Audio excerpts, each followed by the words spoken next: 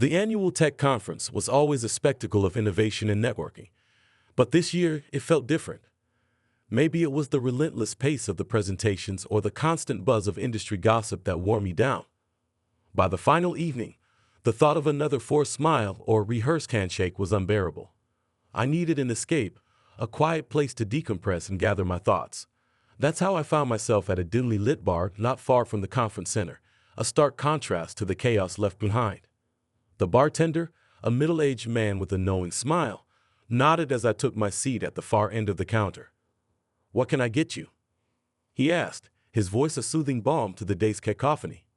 "Whiskey, neat, something strong," I replied, hoping to drown the lingering stress of endless pitches and product demos. As he poured the amber liquid, the door opened, casting a brief shadow over the room. She walked in, a lone figure in a sea of empty stools, choosing the one next to mine. Her presence was like a ripple in still water, unsettling the solitude I had sought. "Rough day?" I ventured, breaking my rule of silence. It was unlike me to initiate conversation, especially with a stranger, but there was something in her posture that spoke of shared defeat. She glanced at me, her eyes a mix of surprise and something I couldn't quite place. "You could say that," she sighed, turning back to the bartender. "Vodka, double, and keep them coming." Her drink arrived with a speed that suggested she was a regular, or perhaps the bartender simply recognized the need in her voice. She downed it in one swift motion, signaling for another. I watched, fascinated and a bit concerned, as she seemed to shrink with each sip, the weight of the world bowing her shoulders. "Conference?" I asked, attempting to find common ground in our shared misery. She nodded, a tear escaping down her cheek. "Worst one yet," she whispered, her voice barely audible over the hum of the cooling unit behind the bar. Without thinking, I reached out, placing my hand over hers. "I'm sorry. If it's any consolation, you're not alone in feeling that way." She looked up, her eyes meeting mine, and in that moment, a silent understanding passed between us. We were two strangers, bound by the unspoken camaraderie of survivors in a battlefield of corporate warfare. The bartender, sensing the shift in atmosphere, discreetly moved away, giving us the semblance of privacy in the otherwise empty bar. I don't know if I can do this anymore," she confessed, her voice cracking with the strain of unshed tears. "Hey, it's okay. All of this, it's a lot, but you're not alone," I reassured her, surprised at the earnestness in my voice. "We'll get through this conference crap, one way or another." Her laugh, though brief, was like a crack of light in the dark, a reminder that even in our lowest moments, connection and understanding could still be found. The night stretched on, the whiskey and vodka flowing as we shared tales of professional woes and personal battles. For a few precious hours, the bar became a sanctuary, a place where the mask could be dropped, and the soul lay bare. As the night drew to a close, I realized that this unexpected encounter might just have been the highlight of the entire conference. In the midst of superficial connections and fleeting conversations, I had found a genuine moment of human connection, a reminder of the unpredictable beauty of life. The bar's ambience mellowed as the night deepened, transitioning from the refuge of the weary to a stage for the night's main act. She, the mysterious woman from the conference, became the unexpected co-star in a drama I hadn't anticipated when I sought solace in my solitude. Her name was Elise. As the alcohol loosened tongues and lowered guards, she shared snippets of her life in a way that suggested this was more confession than casual conversation. She worked in tech, like me, but her passion lay smothered beneath layers of corporate politics and personal compromise. "Why do you stay if it makes you so miserable?" I found myself asking, the whiskey emboldening my curiosity. Elise paused, her glass midway to her lips. "It's complicated," she finally said, a wistful smile playing at the corners of her mouth. "Isn't it always? I have obligations, dreams that require sacrifice." The way she said sacrifice sent a chill down my spine, hinting at depths of despair I hadn't glimpsed before. I wanted to ask more, to peel back the layers of her enigma, but hesitated, fearing the intrusion might shatter the fragile rapport we built. As the night wore on, our conversation meandered through the mundane and the philosophical, touching on everything from favorite movies to the nature of happiness. It was during one such philosophical detour that Elise's demeanor shifted, her gaze locking onto mine with an intensity that took my breath away. Do you ever feel like you're just going through the motions? She asked, her voice a whisper that cut through the background hum of the bar. All the time, I admitted, surprised by my own honesty. It's like we're all just pretending, waiting for something real to happen. Elise nodded, her eyes never leaving mine. Exactly. It's all just performance. But sometimes, I wonder what it would be like to break free from the script, to do something unexpected. Her words hung between us, a challenge and an invitation all at once. The air seemed to crackle with potential, with the unspoken question of what that something unexpected might be. It was then that she leaned in, her breath a warm caress against my cheek, and whispered, like this, before pressing her lips to mine in a kiss that was both a shock and an inevitability. The kiss was brief, a fleeting connection that left me reeling and questioning everything I thought I knew about myself and the evening. As she pulled away, her eyes searched mine, looking for a reaction, an answer to an unasked question. "I'm sorry," she murmured, a flush creeping up her neck. "I shouldn't have done that. I needed to feel something real, even for just a moment." I was left speechless, my mind a whirlwind of confusion and desire. The encounter had shifted, irrevocably changing the dynamic between us. What had started as a chance meeting between two strangers seeking solace had transformed into something charged with possibility and peril. My voice trailed off, unsure of what to say, how to navigate the tumultuous waters we'd suddenly found ourselves in. Elise offered a small, sad smile, an acknowledgement of the complexity we'd woven with a single, impulsive act. "It's late," she said, glancing at the clock behind the bar. "I should go." As she stood to leave, I realized that this encounter, brief and bewildering as it was, had cracked open something within me. The night had begun with a desire for solitude, but ended with a yearning for connection, for something beyond the scripted performances of our daily lives. "Elise," I called out, just as she reached the door. She paused, turning to look at me, an unspoken question in her gaze. "Thank you," I said, the words inadequate to express the tumult of emotions she'd stirred within me, for a moment of something real. She smiled, a genuine, heartfelt expression that seemed to light up the dim bar. "Thank you, too," she replied before slipping out into the night, leaving me to ponder the unexpected encounter that had turned an ordinary evening into something unforgettable. The door closed softly behind Elise, leaving a lingering silence that seemed to echo with the remnants of our conversation. The sudden emptiness of the space beside me was a stark reminder of the intimacy we'd shared, however fleeting. I sat there, motionless, the weight of the moment pressing down on me, a mix of longing and confusion swirling within. The bartender, who'd been a silent observer to the night's unfolding drama, approached, breaking the spell. "Another?" he asked, nodding toward my nearly empty glass. I glanced at the glass, then back up at him, realizing I was at a crossroads of sorts. "No, I think I've had enough for tonight," I replied, the words feeling like a concession to the turmoil inside me. He nodded, understanding, or perhaps recognizing the signs of a man who'd reached his limit, not just in drink, but in emotion. "It's on the house," he said, gesturing to the drink I'd barely touched since Elise's departure. "Consider it a consolation." I managed a weak smile, appreciating the gesture. "Thanks. I guess I needed that more than I thought." The bartender lingered for a moment, as if debating whether to say more. Finally, he spoke, his voice low. "You know, it's rare to see connections like that. Most folks come in here, drown their sorrows alone, and leave. But you too, that was something different." His words, meant to comfort, only deepened the pang of loss. It was unexpected, I admitted, my voice barely above a whisper. But maybe that's all it was meant to be, just a moment out of time. He nodded, seemingly satisfied with my response, and moved away, leaving me to my thoughts. The bar felt emptier than before, the absence of Elise like a void that swallowed the remaining warmth of our encounter. I replayed our conversation, our brief kiss, searching for some clue I might have missed, some indication of what it all meant.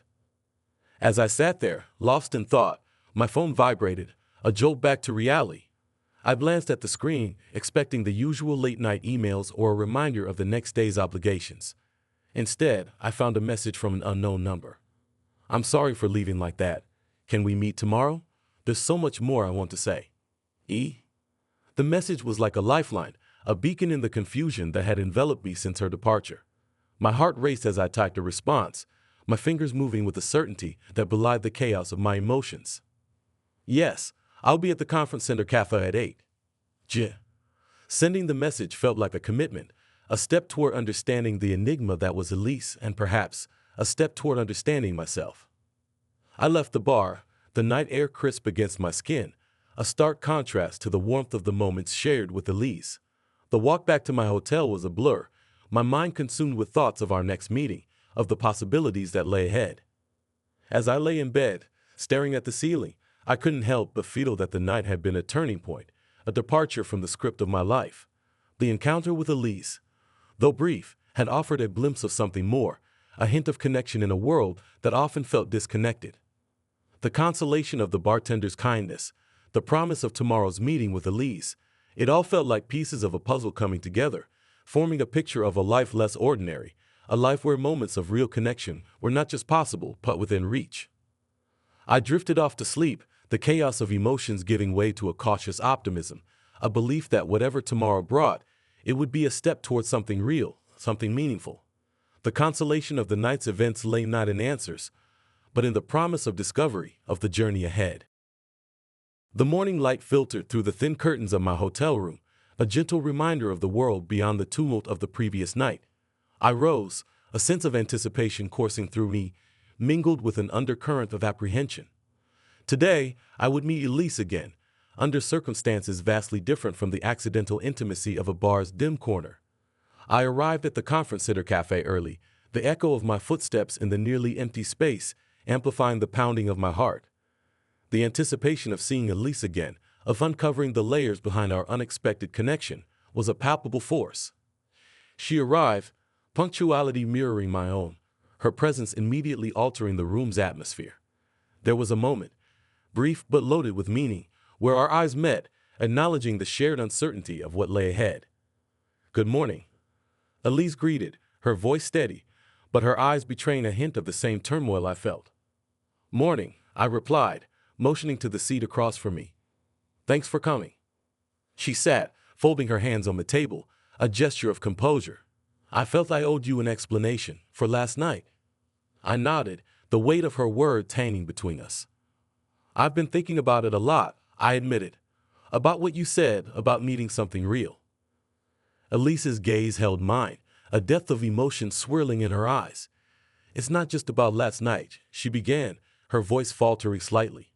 "It's about my life, my marriage. I'm at a point where everything feels precarious." The mention of her marriage was a jolt, a reminder of the complexities we were navigating. "I understand," I said, though in truth, the revelation added layers of complication I hadn't anticipated. "It's not that simple," she continued, a hint of desperation creeping into her voice. "My husband, he's not. We've grown apart. And last night with you, I felt something I haven't felt in a long time." The confession was a temptation, a siren call to the part of me that had felt an undeniable pull toward her from the moment we met. Yet, it was also a stark reminder of the potential consequences of indulging in this connection. I felt it too, I confessed, my own vulnerability mirroring hers. But we have to consider what this means, the impact it could have. Elise nodded, the conflict evident in her expression. "I know, it's just hard. I feel trapped in a life I don't recognize, and you?" She paused, searching for the words. "You remind me that there's more out there, more to feel." The conversation was a dance, a delicate balance between acknowledging our mutual attraction and the reality of her situation. The temptation to dismiss the consequences and surrender to the connection was a constant undercurrent, threatening to pull us under. "Elise," I said, the intensity of the moment drawing me closer, "I can't be the reason you make a decision you might regret. Whatever this is between us, it has to be for the right reasons." She reached across the table, her hand briefly covering mine. "I know, and I don't want to make promises I can't keep. But please, can we just see where this goes, without any expectations?" The proposition was a temptation in its purest form, an invitation to explore the unknown with no guarantees of where it might lead. It was a risk, a leap into the depths with no sight of the shore.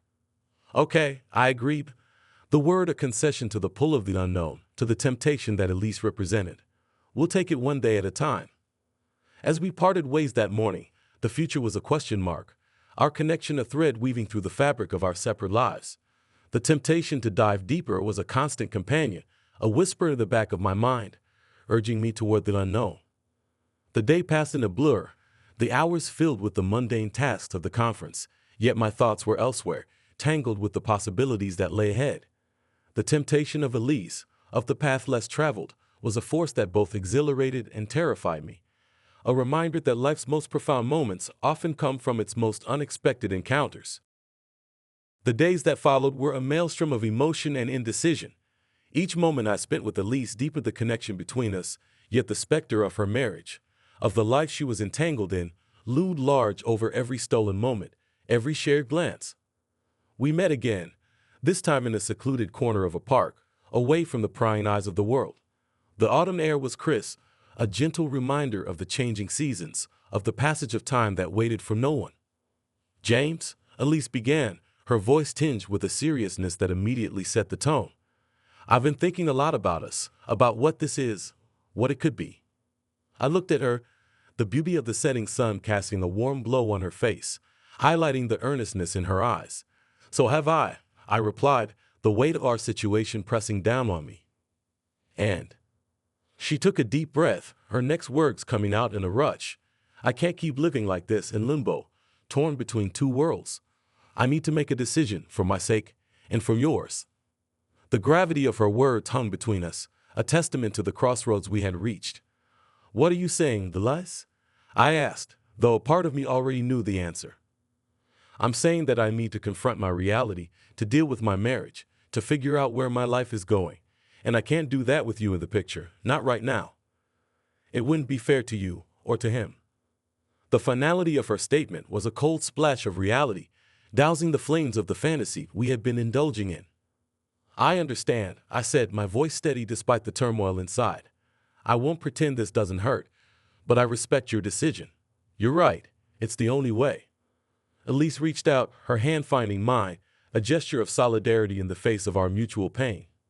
"James, you've awakened something in me that I thought was lost, and for that, I'll always be grateful. But I need to do this, to find out who I am when I'm not defined by someone else." Her words were a balm, soothing the sting of rejection with the salve of mutual respect and understanding.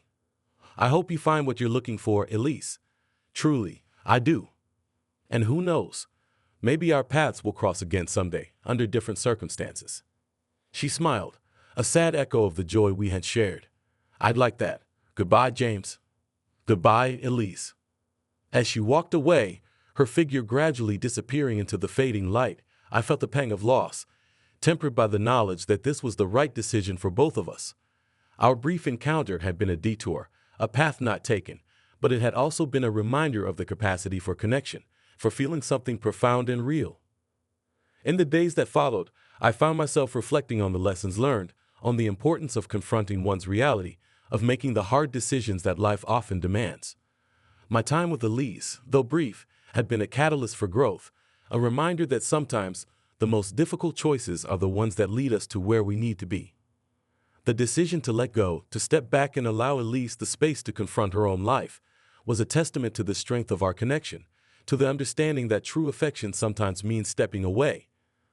It was a decision born of respect, of love in its most selfless form, a choice that, in its own way, was as profound as any declaration of love could be. As I moved forward, carrying the memory of our time together, I did so with a renewed sense of purpose, of clarity. The decision to part ways was not an ending, but a beginning, a first step on the path to finding my own way, just as Elise was finding hers.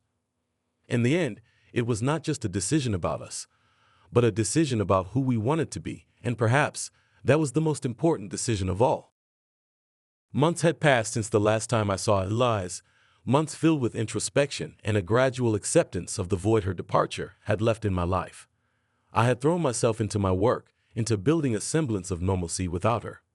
Yet her presence lingered in the back of my mind, a ghostly reminder of what had been and what could have been. It was on a chilly evening in late February when fate, with its ironic sense of timing, decided to intervene once again.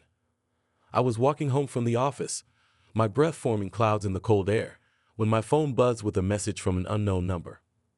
"James, it's Elise. I need to see you. It's important.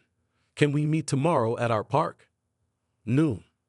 The message hit me like a physical blow, a torrent of emotions flooding through me, surprise, apprehension, but most of all, an undeniable curiosity. What could be so important that she needed to see me now, after all this time? I typed out a response before I could second-guess myself. Yes, I'll be there. The park was just as I remembered it, a tranquil oasis amidst the chaos of the city. The winter had stripped the trees of their leaves, leaving them bare and exposed, much like how I felt waiting for Elise to arrive. She appeared at the edge of the park, her figure unmistakable even from a distance. As she approached, I could see the changes in her, the lines of tension around her eyes, the way her smile didn't quite reach them like it used to. "James," she greeted, her voice carrying a mix of emotions. "Thank you for coming." "Elias," I replied, my own voice betraying none of the turmoil inside. "What's going on? What's so important?"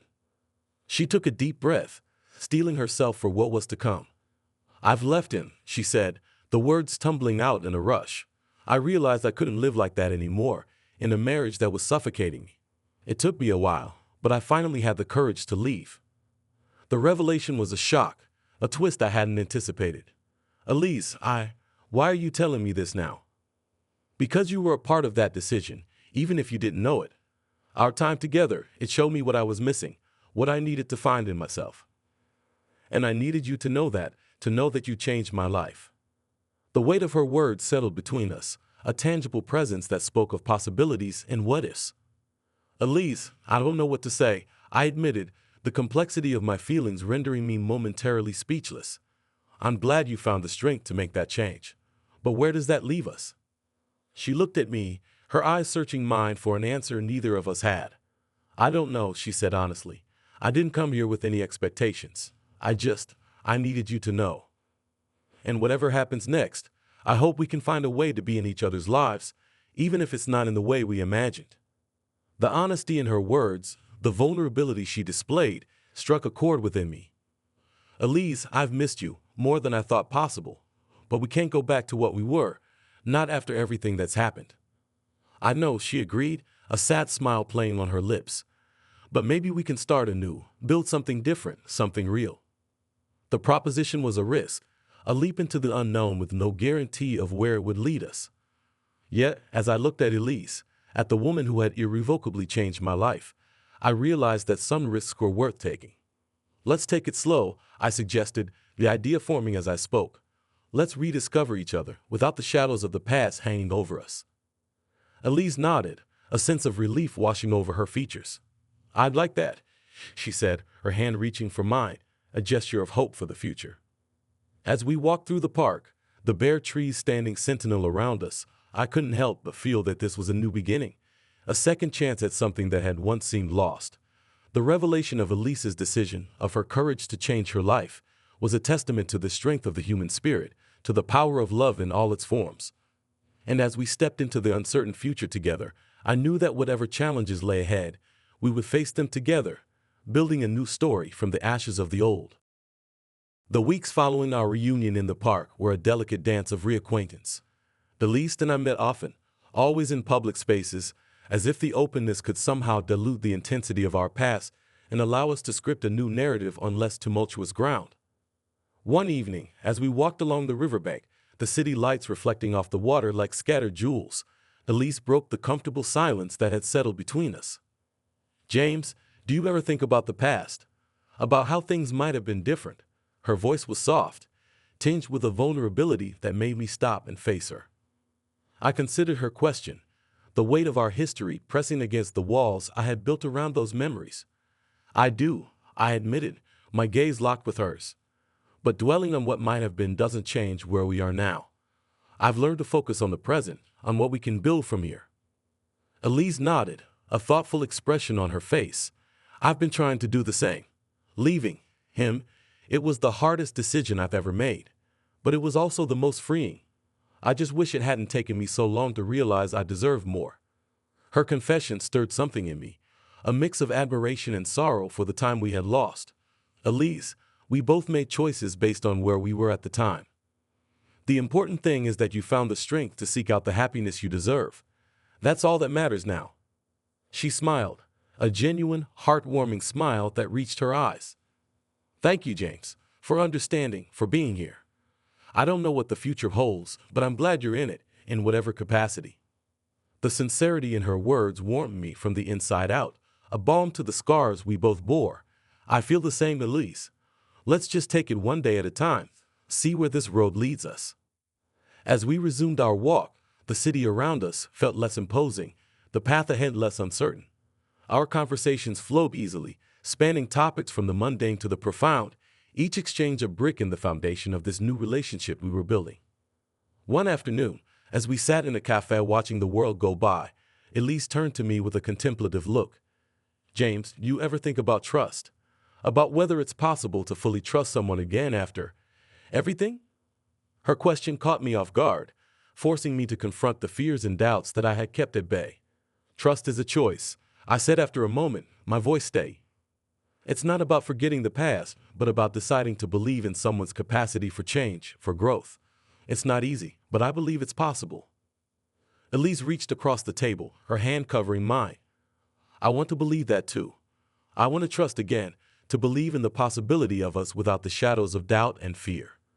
Her words echoed my own desires, the hope for a future untainted by the mistakes of the past. Then let's make that choice, Elise. Let's choose to trust, to believe in each other and in the potential of what we can become. The decision to trust, to move forward hand in hand despite the scars of our past, was a testament to our resilience, to the strength of the connection that had survived the tumult of our respective journeys. It was a choice, a commitment to the future we both yearned for, a future where the aftermath of our past served not as a barrier, but as a bridge to a new beginning. As we left the cafe, stepping out into the sunlight that bathed the city in a golden glow, I felt a sense of peace settle over me.